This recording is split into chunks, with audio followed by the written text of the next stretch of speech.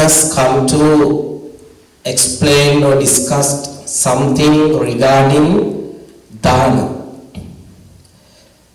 As everybody knows about Dhamma, no? I think we have been practicing Dhamma, I think since Buddha's period. I don't know the time or historical background. Dhamma is not just a giving. I again and again I mentioned that in my Dhamma talk. So I found so many information from the Tripitaka. There are so many chapters which are relevant to Dhamma. But I am not going to explain everything, each and everything, because we have a big chapter about the Dhamma. Then, simply I would like to mention, Dhamma is not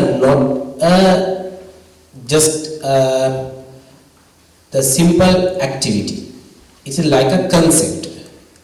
It has cultural movement, it has spiritual movement, everything includes into Dhamma. That is why I mentioned, if you want to understand the concept of Dhamma, please try to understand. Don't translate that words, even though your native language too. In Sinhala or English, don't translate that. Try to understand Dhamma as a concept. Simply understand, a person may do some meritorious activity. I have given a paper, you can see the translation. He must keep on repeating it over and over. He must take delight in that meritorious action. Accumulation of merit leads to happiness. You practice Dhamma or meritorious action, please do again and again. The meaning of Dhamma, I mentioned don't translate, but however, you need to understand something, therefore I have given the three names, three translation words. The given, Dhamma means giving. What else? Offering. What else? Generosity or giving, like that. The simple means, the deeper meaning is letting go or abandonment, like that. Then as well as to truly understand Dhamma, we need to see it as more than just giving something material. That's the thing. Now I am step by step, now I am going to explain deeper and deeper. Therefore, please aware of this Dhamma talk. Then, Dhamma is giving without expecting anything in return, not even a smile. If somebody if you expect a smile, even a smile from the others, that is not a Dhamma. That is attachment. Think about your family members sometime. You offer, here mentioned, I translated as a given, no? Giving. Giving, if you give something to your husband, wife, and for your children, that's also giving. What's the difference your normal practice and this practice? But in Buddhism it is totally different, because Buddhism uniquely emphasizes Dhamma as a mental and spiritual process, not just giving. What's Dhamma? Uniquely emphasizes Dhamma as a mental and spiritual process. Then furthermore, okay, now you can understand more other things. Generosity is not just about giving, it is a deep mental process. Likewise, if you want to offer Dhamma, or if you want to give, or if you want to practice Dhamma, you have to fight. The Buddha said, Dhamma yuddhancha samanamahu, Dhamma is like a mental battle. When offering dana, one must fight the enemies in the mind which disturb the generosity of heart. These three mental enemies are called Lobha, Dosa, Moha. Lobha meaning greediness or greed, like that, craving. Dosa, hatred, and Moha, delusion. You need to fight. You need to fight. Otherwise you will be unable to offer dana. Then you need to fight with enemies. You have three enemies. That is why I mentioned this is a process, mental process. If somebody has lobha, desa, moha, or hatred, greediness, delusion, you will be unable to offer dana. Then to practice dana effectively, one must overcome these enemies, even temporarily. Instead of these three unwholesome states, one cultivate their opposites. You have to cultivate wholesome action, three wholesome action, instead of three unwholesome action, lobha, dosa, moha. What are they? Alobha, or generosity or non-greed, and adosa, non-hatred, loving kindness, amoha, non-delusion and wisdom. Instead of lobha, dosa, moha, you need to cultivate alobha, adesa, amoha. At what time you have to practice this? You have three movements. When you offer dana, how many times you have? You will meet three movements. You will meet three movements. Today, Naina Mahatya, Naina Buddhist family offer dana. Sometimes you don't know that, but however, you make three movements when you offer dana. What are they? Purva movements. In Buddhism said Purva movement before giving, preparing the mind. You need to, before offering, you need to prepare. No? You have to invite to the community of Mahasangha. You have to say through telephone or whatever. You can say, Bhante, we are going to offer dana. Like that, you have to decide the day that you are going to offer dana. That's the Purva movement. And from that day, you are preparing, you collect something, you talk something with your husband and family members about the dana. No? Because you have decided to offer dana, then now you are collecting your money, other properties, necessary things. No? You have to collect. That is called Purva movement, or before offering dana. Before offering dana, you have to overcome three enemies. What are they? Lobha, dosa, moha. You have three movements when you offer dana. What are they? Purva, munchana, apara. Purva movements, munchana movements, and apara movements. Like a beginning movement, and the middle movements, and the ending movements, like that. During three movements, you have to overcome three enemies called Lobha, Dosa, Moha. Then the second subtopic, things we can give, things we can give to the community of Mahasangha, whoever, what we can offer. You can offer wealth or ahara, like dana, like money, food, clothing, material, resources. You can offer.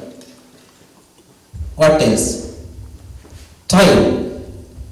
Being present if somebody is suffering some illness or some mental illness like that, who want to talk with others? then you have to listen to them. No? That is also kind of a dana, because you spend your valuable time on behalf of the other suppers. Then you can do that. Don't it? Every time you don't want to money. But if you have a kindness heart, you can share that with others. That is also kind of a dana. And also effort, labor, virya. Helping with words, volunteering, supporting others through action. I think the most of them practice that in our temple. Even our Dhamma friends, regular Dhamma friends also, our Christian sir, I saw he is making some fans and lights to good shelters. Our Mr. Bhusha, he take care of the temple. Like that, and you, our single community too, you are doing such a kind of activity. Now also I think doing some act, that is also kind of a dana. That is called effort, labor, virya. Knowledge, jnana, panya, teaching, guidelines, sharing, experience. Now we are doing that. We share our knowledge, what we have accumulated from Buddhism. I preach you to understand. And Mr. Udita printed some copies and he donated for you. That's also kind of a dana. You can practice that in that way. And also friendship, compassion, metta, karuna, kindness, love, encouragement, emotional support. No? At least you can motivate others. Like you can do, don't give up. You can say that word, no? If somebody is suffering a pessimistic idea, you can say don't do that. You can do this. I will support. Like that we can say that. That is also kind of a dana. Then what else? Spiritual gifts. Patidana, punya like that, punya dana. Transfer merit. Now you are going to transfer merit departed family members like that. That is also kind of a dana according to Buddha's teaching. Then, okay, now I have come then the most valuable point. Among all types of dana, giving food is particularly essential. Why is that? This is very essential, giving foods. Can you receive Dhamma without food? Buddha says if somebody wants to receive Dhamma, he should eat first. If there is no food, there is no such kind of harmony environment. There will be a fighting, battles, no? Each and others. Therefore, we are talking philosophical idea, loving kindness, everything depends on because of what? Foods. Otherwise, we are going to fight. That is why the giving fruits is very essential. Then Buddha also mentioned that in Sutta, Sabbe Satta Aharatitika. All beings are dependent on foods. Every being. And okay, physical foods, kaika ahara. We have two kind of ahara, mental food and physical foods. What are the mental foods? You know physical foods, already you know that. Mental foods are morality, concentration, loving kindness, those are the mental ahara. You need to practice. Then only you can make your mind in the proper way. You can maintain your physical body by giving material foods. But if you want to maintain your mind, you have to practice morality, concentration or bhavana and panya. Those are the mental foods that you can practice in your life. Okay, who can receive 5 results, which is called in Buddhism Ayu. lifespan. Given with the confidence, you can accumulate lifespan or ayu. When you offer dana, you can receive as a result ayu. As well as one beauty or attractiveness, like that. You can, when you offer dana, you can accumulate ayu and one. What else? Sapa, happiness, well-being, like that. You can receive from dana. And bala, strength, power, as well as panya. I think you, as we are human beings, we need those 5 things in our life. If somebody don't have lifespan, who cannot practice Dhamma? Or one meaning, attractive movement like that, you should have in your life that. I one. Then Sapa meaning happiness. If somebody does not get good food, who cannot listen Dhamma? Then you need to get food for your physical body, which is called Sapa. And also bala. Bala means strength. You need as a human being, we should have power. Otherwise, I can't teach Dhamma, you can't listen Dhamma.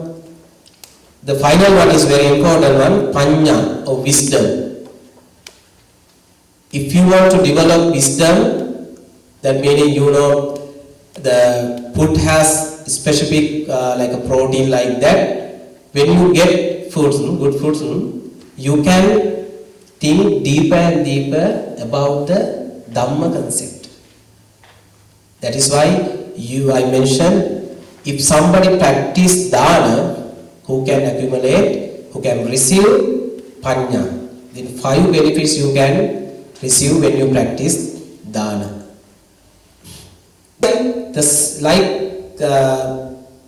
Similar incident. The king Kosal and ministers visited to meet another religious leader.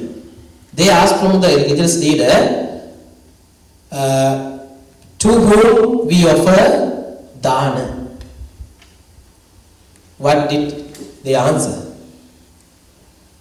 Like Kalama Sutta. They said, offer for us. If you offer to dana for us, you can get higher result, like that they explain. Then they visited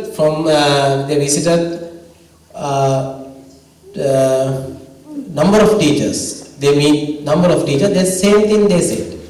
We are the superior person. If you donate, if you offer something, you can get higher results, like that. Explain about dana in that way. In here, I mentioned in Buddhism, dana is traditionally offered to the Sangha, which is the community of monks, and nuns, bhikkhus and bhikkhunis. The Mahasangha refers to the fully ordained monks and nuns. Offering to them is considered highly meritorious because they have dedicated their lives to practice Dhamma, studying, teaching and guiding lay people. The communal Mahasangha little bit different. What's the reason? Because they have dedicated their valuable time on behalf of the people. I gave my family members, including my parents and my brothers, sisters and everyone I give up on behalf of the people who wish to follow Dhamma. That is why the monks are very essential. Think about other people. If you donate dana, homeless people, they didn't give up anything. They, after getting you something, sometimes they do the wrong thing. That is why Buddha say, if somebody can offer dana, the community of Mahasangha, it is very essential than the other activity. But Buddha didn't reject that. Buddha appreciate that. Like you can offer dana, noise monks, you know, Samanera monks, you can offer dana, the monks who in under the training. You can offer dana, junior monks or nuns. And lay teachers or spiritual guidance. You can offer dana to any people, guide others on the path of Dhamma. And those who need, such as poor or needy people, through this is usually called general charity. And also, why we offer dana to the Mahasangha? Again, I explained that. I have collected 5 points like that. The support their spiritual practice, monks and nuns rely on lay people for food, robes and medicine. So dana allows them to focus on meditation and teaching the Dhamma. If monks want to practice Dhamma, first the people have to offer dana, otherwise we have to do a job, no? We can protect Dhamma as you don't have enough time to study Tripitaka, no? Because you have to find jobs and you have to take care of your family members, including your children, no? You have so many works. Likewise, if monks do that, if monks get married and they have children, what will happen? They have to do the same thing. Only difference is robe. As the Buddha said, I am not give a chance to marry, and also you can take care of your family members. You have to take care only Dhamma. Then lay people will offer dana. Think about this concept. It started from Buddha's period. He's still doing that. Today also you did that. That's the power of the concept of dana. What else? Accumulate merit, punya, give to the Sangha, generate spiritual merit that benefits the giver in the life and future lives. Purify the mind, acts of generosity, reduce greed, attachment and selfishness. Strengthen the Dhamma community, supporting the Sangha help pursue the teaching of the Buddha. They protected the teaching of the Buddha by memorizing Dhamma. Not in this time, no. We have now good technology, AI technology, and we have so many access. We can find out so many information. Think about the before development of the technology. Monks memorize all the suttas. Even our life also, when I was in the young meaning very young, like when I was 13 years, I became a monk when I was in 13 years. We don't have such a kind of technologies. We had to memorize the so many stanzas from Dhammapada, from suttas. Still I remember that because that's the power of our mind, no? Then we train that, we practice that. Then strength of the Dhamma community, supporting the Sangha help pursue the teaching of the Buddha. And cultivate virtues, encourage humanity and compassion and the practice of generosity in daily life. That is why the advice to offer dana, the community of Mahasangha. Punyache puriso kaira. As a human being, you need to do good things. Kaira tetang punapuna. Lasha, don't stop. Again and again do that. Now already he's continuing, he's doing that, but the thing is, whenever Kashyapa does not give chance to follow that or practice that. But Buddha said, you have to practice more. Again and again you have to practice meritorious action. Kairate tampunapuna, tamhi chantan kairata, and you should have willingness to do, practice generosity or meritorious action. Why? Sukho punyasa ucchayo, the reason is the accumulation of merits or dana brings to happiness. That's the point of the Buddha. Then I'm going to conclude my talk today. Then Goddess Laja was the celestial being who had accumulated merits through repeated acts of kindness and generosity. Like that, after that, she got higher position, or Sotapanna, first stage of the Buddhism, as a result of Dana. Then my advice is, Dana is more than giving, it is a mental and spiritual practice. Please practice Dana, don't stop. Dana meaning, I already explained, you can offer anything to the community of Mahasangha, whoever you can offer. If you don't have money or foods, you can offer your smile, you can talk with others with kindness heart, you can practice meditation. Those are the kind of a dana. And repeat acts of generosity performed with delight and intention accumulate merits and bring lasting happiness. They don't stop.